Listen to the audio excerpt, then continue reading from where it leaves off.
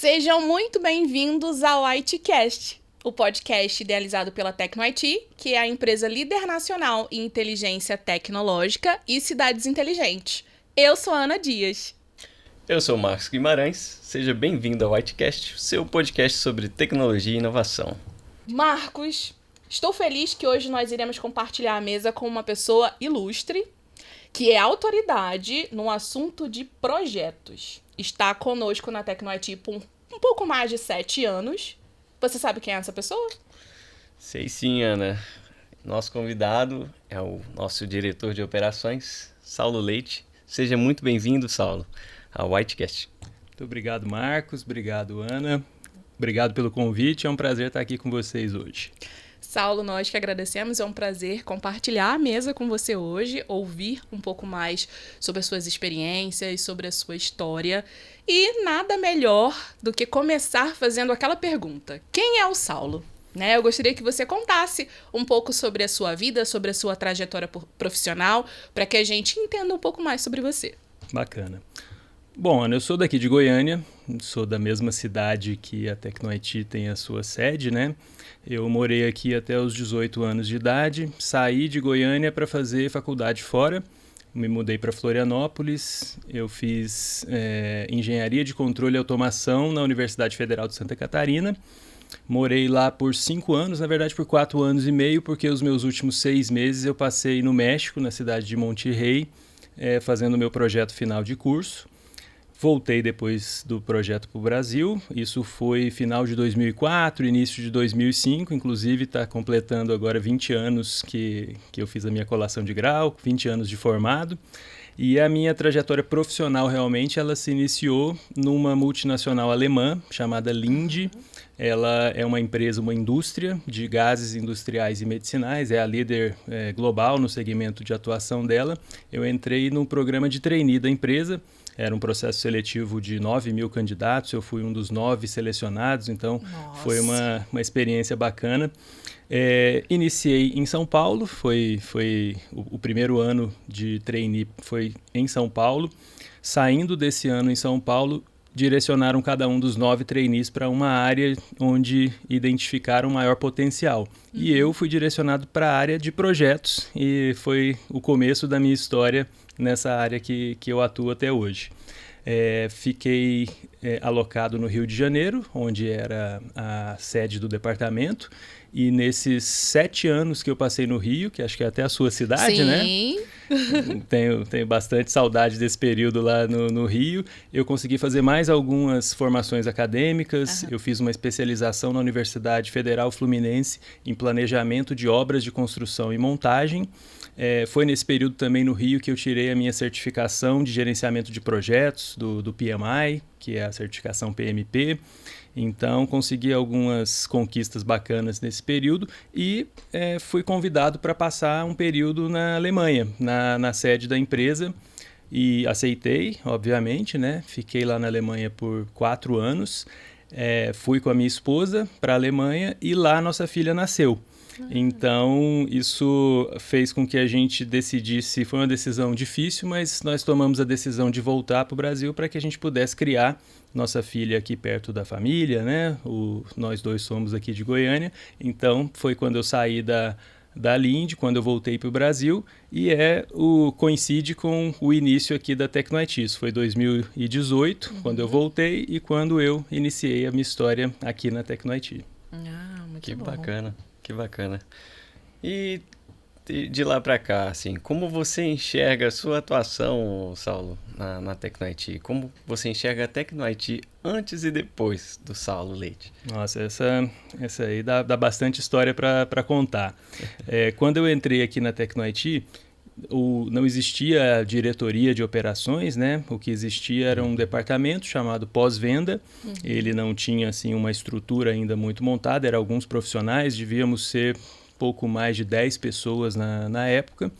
E o que eu fiz inicialmente ali, a contribuição que eu tentei dar, foi estruturar esse departamento. A missão que eu recebi do Ibrahim na época foi criar um departamento que fosse escalável. Ele já tinha planos de crescimento muito agressivos, então ele queria que nós tivéssemos uma estrutura que fosse preparada para crescer. Saulo, estou assim para a gente entender. Você fala 10 pessoas na sua equipe ou 10 pessoas num todo? Na minha equipe. Mas sim, a empresa não tinha muito mais do que isso. Eu acho que ela tinha 20 e poucas pessoas na época. Então, comparado com hoje, realmente era uma outra realidade, né? Com certeza. Então, mas desde então, a gente quis montar uma estrutura que realmente pudesse crescer. E aí foi nisso que eu investi. Eu montei basicamente 2 estruturas paralelas. Então, uma é o que a gente chama de estrutura funcional, é a estrutura mais tradicional, que tem as hierarquias, tem os gestores. Então, nessa estrutura, a gente se preocupa muito com especialização técnica. Então, nós criamos aí desde então a área de PMO, que é a área que faz a gestão dos projetos. E aí eu acho que é até interessante eu fazer um disclaimer aqui, um esclarecimento. A operação, hoje eu sou diretor de operações, a operação da TecnoIT são projetos. Então, o que nós fazemos é executar projetos. Então, tudo que eu falar aqui sobre operações, eu estou falando de execução de projetos. Então, um dos departamentos que a gente criou foi o PMO, que é o departamento que faz a gestão e a administração dos projetos que a gente executa. Um outro departamento é a engenharia. Na engenharia, estão as pessoas que, de fato, executam as atividades de projeto. Então, pessoas que fazem os desenhos, pessoas que fazem a obra física, a instalação física, e pessoas que fazem a parte de TI, parte de software, que todo projeto aqui na TecnoIT tem esse pano de fundo da TI, né? Além disso, a gente criou a área de supply chain, que cuida das aquisições, cuida da logística, cuida do estoque da empresa. Nós temos a área de Service Desk, que é a que faz os projetos de suporte. Então, nós temos projetos e temos etapas dos projetos que tratam de suporte, manutenção, garantia. Isso é a área de Service Desk. E nós temos a área de tecnologia, que cuida de desenvolver produtos, soluções próprias da TecnoIT, seja software, seja hardware. Então, essa foi a estrutura funcional montada desde o início. Ela vem crescendo desde então em quantidade de pessoas, mas ela já foi pensada ali no início, e o que a gente faz hoje é ir agregando recursos, agregando pessoas na medida em que a gente vai crescendo a operação. A outra estrutura que foi criada desde o início é a estrutura de projetos. Já que a nossa operação é fazer projetos, a gente, a cada novo projeto, montamos uma equipe multidisciplinar, coletando uma pessoa de cada área da estrutura funcional e alocamos para executar um projeto. Então, é uma estrutura que tem um objetivo diferente. Ela tem objetivo relacionado ao projeto, a executar aquilo que foi contratado pelo nosso cliente. Ela é uma estrutura temporária, assim que o projeto acaba, as pessoas voltam para suas origens, né? Mas é a diferença que a gente criou lá no começo e que tem funcionado muito bem. Uau! É uma estrutura bem robusta, né? Com uma equipe bem ampla. E eu queria entender como que essa sua experiência em projetos nacionais e internacionais mudou essa abordagem, né? Como que essa abordagem de gerenciar as iniciativas na TecnoIT foram moldadas por essa sua experiência? Na verdade, eu não criei nada do zero. O que eu fiz foi usar uma experiência semelhante que eu tive na Linde, né, na outra empresa que eu trabalhava, e me inspirei naquilo para preparar o que seria essa estrutura aqui na TecnoIT. Obviamente, a gente fala de realidades bem diferentes, né? A Linde é uma empresa centenária, ela já é uma empresa consolidada, são mais de 60 mil funcionários no mundo, e a TecnoIT, quando nós iniciamos esse processo, ainda era uma empresa dando seus primeiros passos de crescimento. Então, não seria inteligente copiar 100% do que eu fazia, da estrutura que eu tinha lá na Linde, e trazer aqui para a TecnoIT, porque ela não se sustentaria. Então, naquela época, e eu diria que até hoje, o desafio é ir crescendo de acordo com o estágio que a TecnoIT se encontra. Então, a gente vai agregando novos processos, a gente vai trazendo boas práticas para a TecnoIT à medida que isso vai sendo necessário de acordo com os desafios e com as entregas que a gente precisa fazer. Entendi. Só assim, a título de informação. Você falou sobre uma estrutura muito robusta, né, de uma equipe que você tem hoje na Tecno-IT, e estamos falando de mais ou menos quantas pessoas? Hoje a gente tem mais de 100 pessoas, né, em operações, então... Começou com 10. Começou com 10, e isso falando só de diretos, né, isso sem contar terceiros, indiretos, que a gente também tem na nossa estrutura para que ela funcione, mas já multiplicou aí praticamente por 10, desde nesses 7 anos de história. Nossa, falei que o nosso convidado de hoje tinha informações e história muito boas para contar, Marcos. De fato. Saulo, eu queria saber um pouco mais da área operacional, um pouco mais técnico, né? Entrando um pouco nessa parte. Quais os principais desafios, né? Claro que toda operação tem lá seus problemas e dificuldades. Eu queria saber quais desafios vocês têm para integrar as soluções tecnológicas das cidades com esses diferentes níveis de infraestrutura, né? Com esses diferentes tipos de solução, diferentes tipos de cliente. Eu acho que dá até para expandir um pouco a sua pergunta.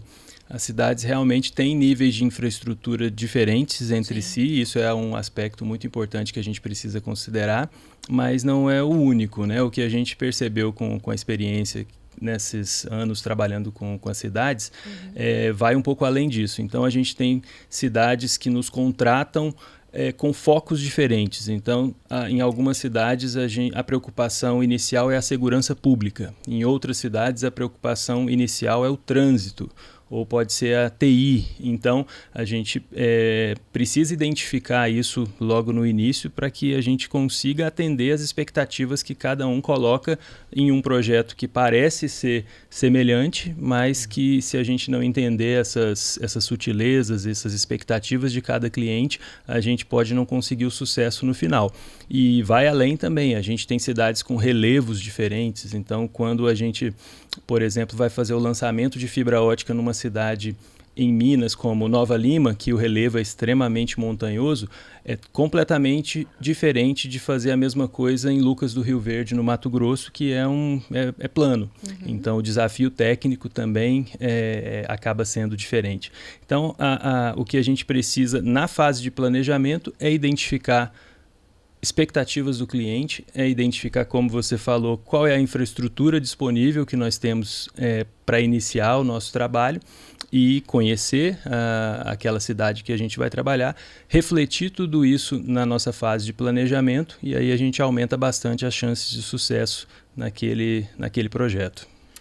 E tem algumas cidades também que já possuem um sistema, a sua infraestrutura, né, alguns sistemas, então vocês também têm esse desafio de, por vezes, integrar ou propor soluções que funcionem para esses casos também, né? Sim, isso é uma das grandes diferenças. Quando a gente trabalha com cidades que já possuem, por exemplo, um sistema de vídeo monitoramento versus trabalhar em cidades onde aquilo vai ser uma novidade.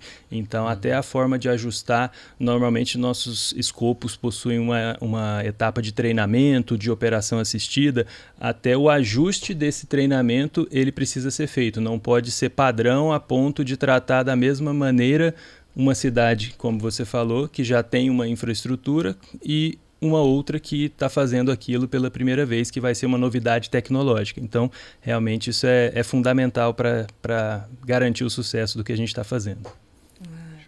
E falando ainda sobre os desafios, né, que com certeza, como o Marcos falou, são inúmeros, eu queria entender quais são os principais riscos, aqueles identificados durante o desenvolvimento da entrega das soluções, né, e como que a equipe consegue gerenciar de forma proativa tudo isso. Ana, se eu fosse resumir desafios em um item, seria mudança. Então, para a gente, o que nós buscamos a todo custo evitar são mudanças ao longo dos projetos, ao longo do período, do ciclo de vida de cada projeto. Mudança custa caro, não somente em dinheiro, mas custa tempo, custa retrabalho, pode custar qualidade. Então, o esforço que nós fazemos e a metodologia que foi desenvolvida para a Tecno-IT visa evitar mudança. Eu vou dar um exemplo real disso. Nós temos normalmente uma etapa de obra e uma etapa de projeto dentro dos nossos projetos, né? E nós não iniciamos a etapa de obra sem antes o cliente ter assinado realmente o projeto de engenharia que nós fizemos. Isso é uma forma de evitar que lá na fase de obra ele descubra algo que não agrada, algo que ele gostaria que fosse diferente e peça que a gente refaça algo que já está iniciado. Então, é uma tentativa de evitar a mudança. Um outro exemplo, já na fase de obra também, nós temos, por exemplo, aprovações de concessionárias de energia. A gente constrói um poste com uma câmera e isso precisa receber energia da concessionária local. Então, normalmente a gente precisa fazer 50, 100 vezes esse mesmo poste. Uau. O que a gente tenta fazer? Faz o primeiro, chama a concessionária para validar, para fazer a primeira energização e só depois disso a gente continua com os demais, porque aí a gente vai estar seguro de que aquela receita de bolo pode ser seguida para conseguir o sucesso no final. Então, isso tudo é refletido na nossa metodologia e é o que tem garantido aí que a gente evite a mudança indesejada. Quando a mudança é identificada e é algo justificável, algo para melhor, é claro que a gente abraça e executa, mas em geral a gente tem que ter um processo para manter a mudança sob controle. Não, e isso que você falou de abraçar e executar quando a mudança é para melhor, foi um ponto aqui que eu particularmente gostei. Então, existe a probabilidade de mudança e vocês recebem essa mudança, desde que ela seja positiva, como você mencionou, e não é um problema. Isso, a mudança por si só não é um problema. Inclusive, eu acho que uma das características que a gente precisa no gerenciamento de projetos é ser adaptável às mudanças. Algumas delas são mudanças que nós não controlamos, né? Pode ser uma mudança na legislação, pode ser uma mudança na concessionária de energia que atendia a uma determinada cidade mudar. Então, algumas mudanças fogem do nosso controle e a gente precisa saber lidar com elas. E a gente tem que estar preparado para abraçar e responder aquelas mudanças. Ótimo. De fato, né? Tem várias cidades com regulamentos diferentes, né? Tanto como o exemplo aí da concessionária de energia. Já vi também essas mudanças acontecendo aí ao longo dos projetos. Como o Saulo falou, tem uma receita de bolo, mas existem vários bolos, né? Espalhados por aí. Exatamente.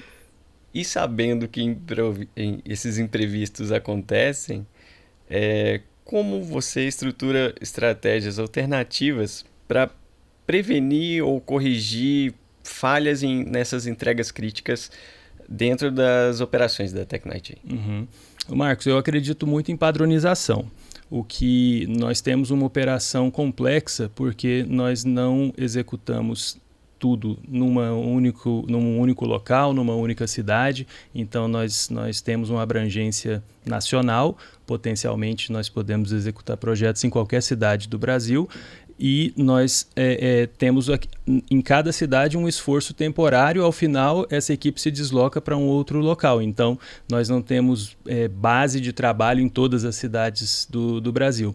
Então, o que a gente precisa para garantir que o resultado final vai ser dentro da qualidade esperada, vai ser dentro do prazo esperado para evitar isso que você falou, né? Um atraso, uma falha, a gente precisa criar padrões. E aí é nisso que a gente aposta. A gente tem padrões desde o processo de execução até o documento de validação ao final. Nós temos uma engenharia centralizada que faz os projetos para todo o país. Então, tudo parte do projeto de engenharia e ele é feito seguindo alguns padrões. Então, a padronização, respondendo a sua pergunta de forma mais objetiva, é a padronização que é usada para que a gente evite falhas ao longo do processo e que a gente garanta que a qualidade ao final vai ser atingida. Bacana. E tem um monitoramento ativo também, né, das ações. Sim, exato. É claro que tudo isso vai entrar num planejamento e esse planejamento, ao longo do tempo, entra numa fase de monitoramento e controle. Não adianta planejar e depois não monitorar se aquele planejamento está efetivamente acontecendo. Então, é bem isso aí. Nossa. Eu queria entender como vocês, né, na TecnoIT, atuam para desenvolver habilidades técnicas nas equipes, né, e garantir que elas estejam sempre alinhadas às demandas do mercado, às exigências dos projetos como um todo. Aí eu acho que a gente pode voltar naquelas estruturas que foram criadas lá desde o início, né? A ideia de se ter uma estrutura funcional, de se ter aquela estrutura do PMO, do Supply Chain, do Service Desk, da tecnologia, da engenharia, é justamente essa. É que a gente garanta que fora do ambiente de projetos, que fora daquele ambiente onde o foco é a entrega, a gente consiga desenvolver as pessoas. Então, a ideia é que cada uma dessas estruturas, cada uma dessas verticais que existem dentro de operações, capacitem as pessoas que fazem parte delas e sejam especializadas naquilo que os recursos que compõem aquela estrutura se propõem a fazer dentro de um projeto que a TecnoIT executa. Então, a capacitação do pessoal em todas essas verticais não é apenas teórica. De fato, eles estudam e aplicam esse conhecimento adquirido nos projetos que estão em execução. Sim, sim. E a ideia é que a gente capacite essas equipes não somente para os projetos e para as tecnologias que a TecnoIT trabalha hoje, mas que nós, em linha com o que nós temos discutido com a área comercial da empresa, já preparemos a equipe para o que está por vir. Então, uma parte importante do tempo gasto em capacitação é olhando para o futuro, olhando para soluções que a gente ainda nem trabalha, mas que o nosso direcionamento comercial está apontado para aquele lugar. Então, ao mesmo tempo em que vocês se dispõem em fazer o projeto da melhor forma possível, vocês também pensam em como aplicar esse conhecimento para as pessoas dentro da empresa. Isso é muito bom. Com certeza, com Muito certeza. Sem a habilidade técnica das pessoas, nós somos essencialmente uma empresa técnica. É Sim. claro que tem um componente humano ali envolvido que ele é importante, mas as nossas entregas são técnicas, então não existe outra forma de fazer as entregas senão através de capacitação, de treinamento. E é justamente por ouvir que a sua área é uma área mais técnica e saber que também está empenhada em desenvolver o lado humano, né? Não somente executar a parte de projetos propriamente, mas também desenvolver o lado humano. E é legal porque as pessoas geralmente pensam que a parte mais técnica está focada só na entrega de resultados, só na execução, e não, existe também a valorização humana, né? O pensamento de que todos nós juntos precisamos estar conectados, sincronizados e aprender sobre todas as coisas e se desenvolver como pessoa. Isso é muito bom. Sem dúvida. Bom, aprofundando um pouco mais na área de projetos, eu queria saber qual é a sua abordagem para gerenciar prazo, custo e qualidade nas entregas desses projetos de alta complexidade.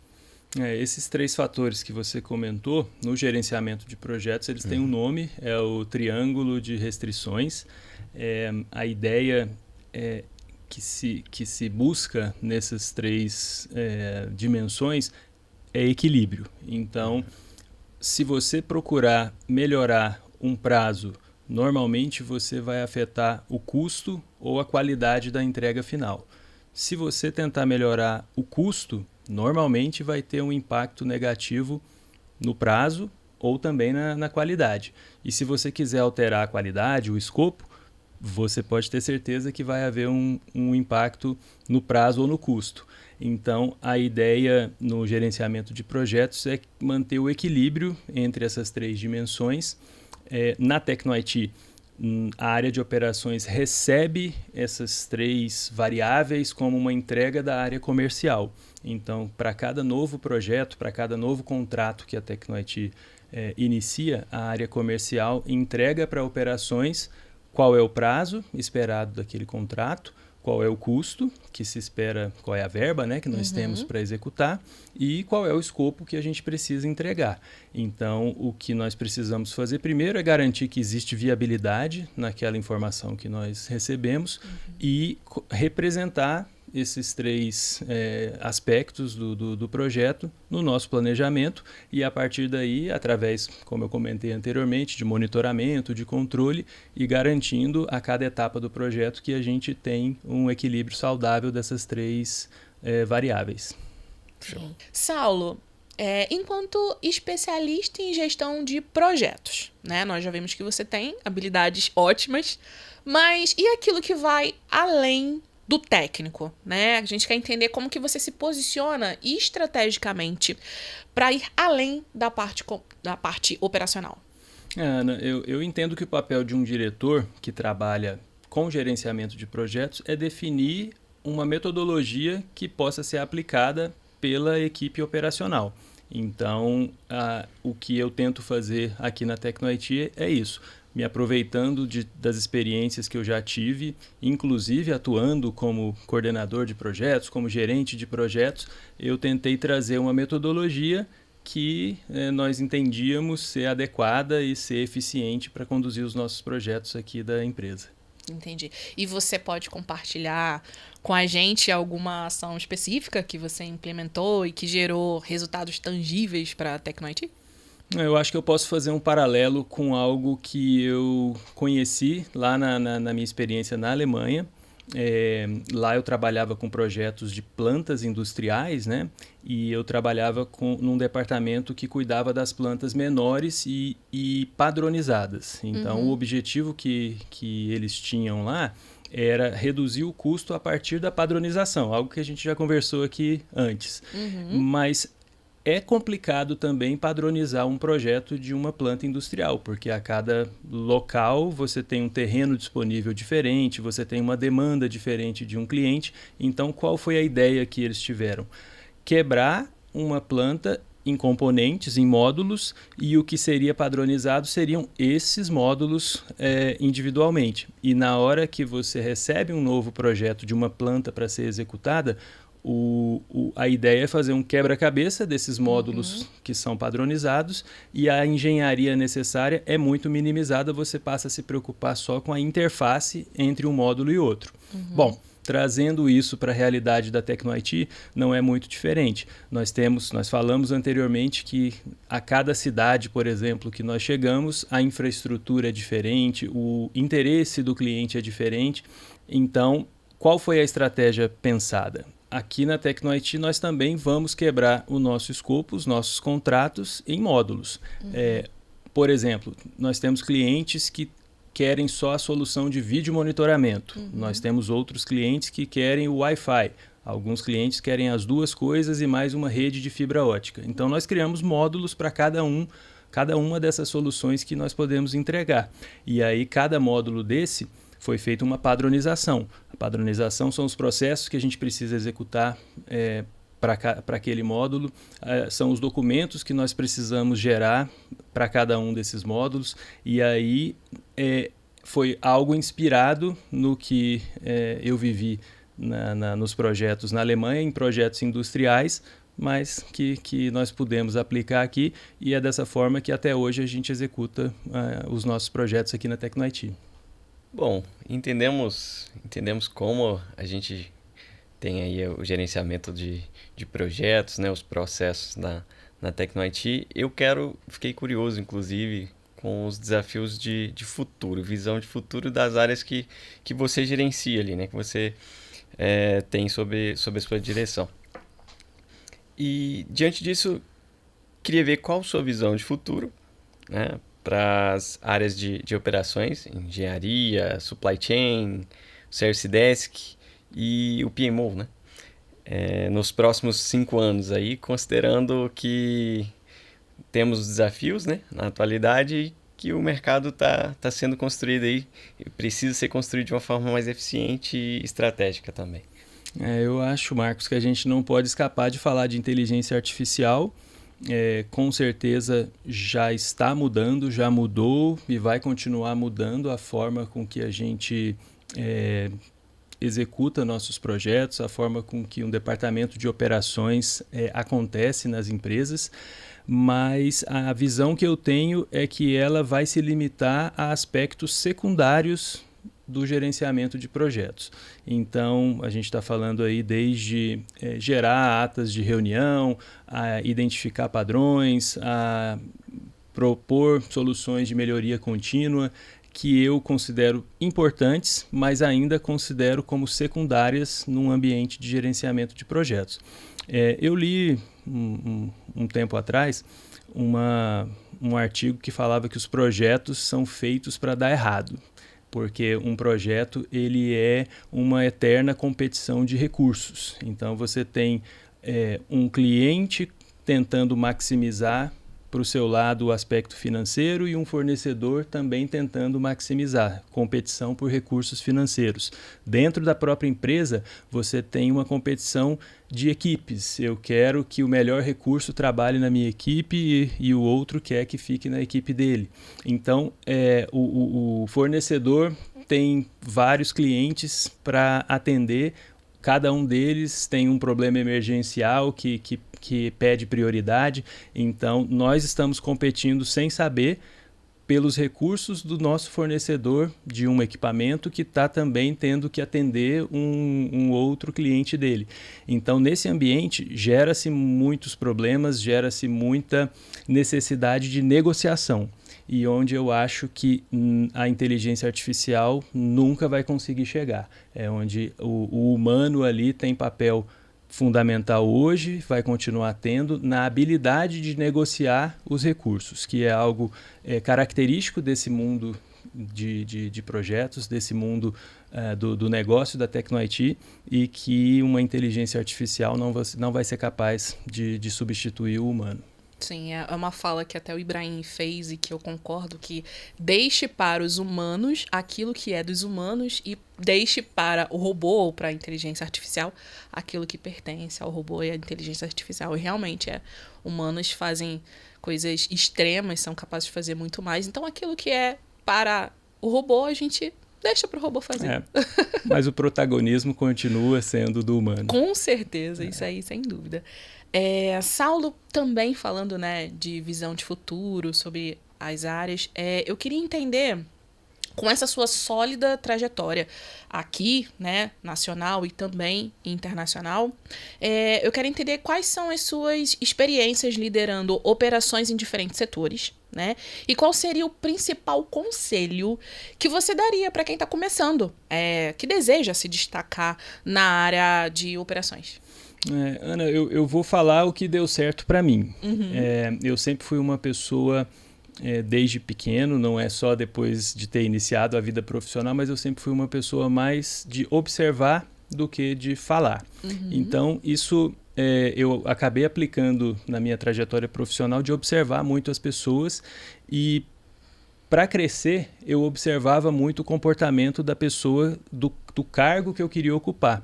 Então, eu entendia qual era o padrão de comportamento dela, eu conseguia perceber o que ela fazia que era reconhecido como algo positivo, e eu tentava copiar aquilo, eu tentava fazer algo parecido, ainda que não fosse minha responsabilidade.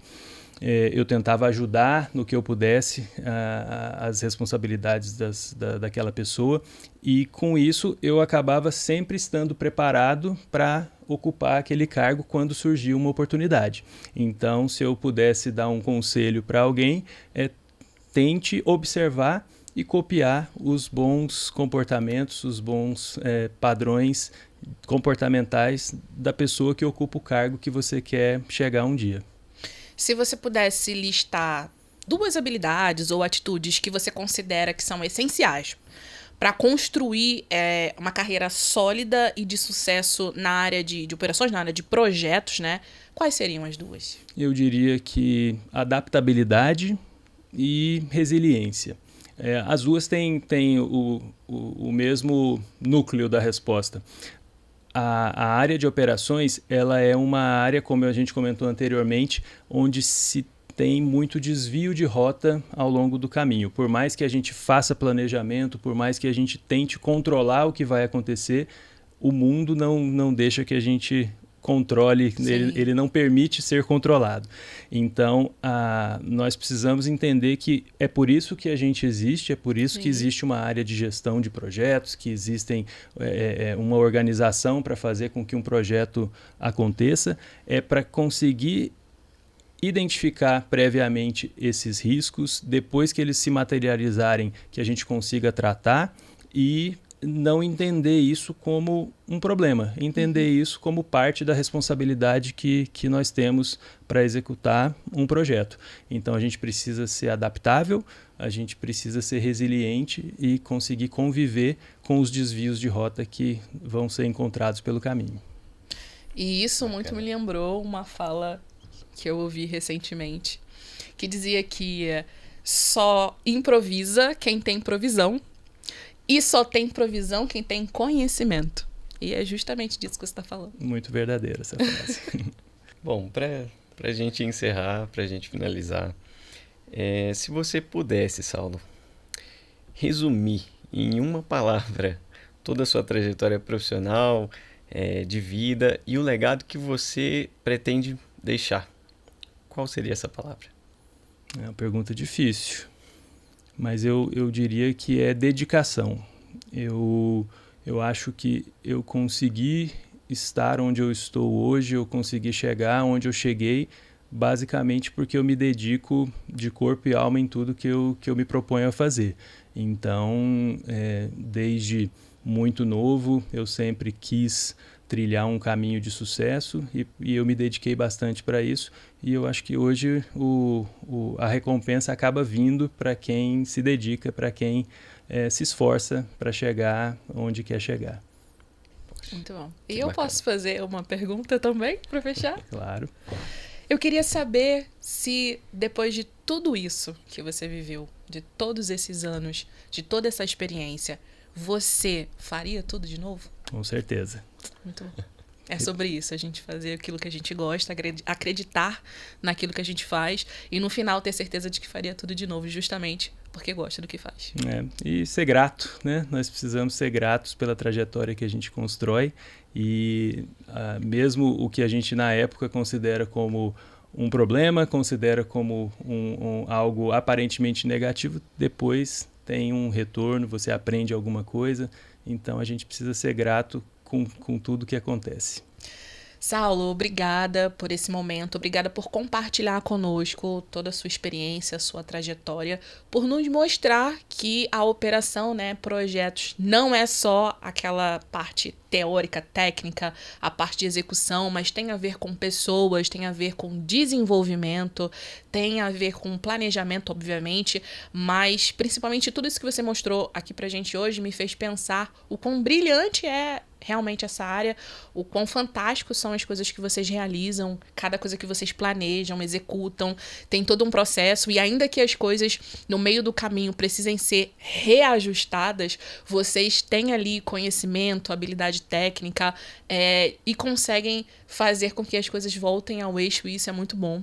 Então eu fico muito feliz em receber você aqui no Whitecast, foi ótimo para mim, tenho certeza que foi muito bom para o Marcos também. Saulo, gostaria de agradecer imensamente sua participação no Whitecast. Muito obrigado por compartilhar suas experiências, sua trajetória de vida. De fato, eu não conhecia muita coisa do que você compartilhou com a gente aqui. E foram coisas extremamente proveitosas. Compartilhamento de conhecimento é sempre muito bem-vindo. Eu que agradeço o convite de vocês, espero poder ter contribuído de alguma forma e até o próximo. Obrigada. E para o pessoal que está nos assistindo, agradeço por vocês participarem de mais um Whitecast, mais um episódio, conhecendo um pouco sobre a vida, a trajetória e a experiência do Saulo, diretor de operações da TecnoIT. Obrigada por nos assistirem até aqui. Vejo vocês no próximo episódio.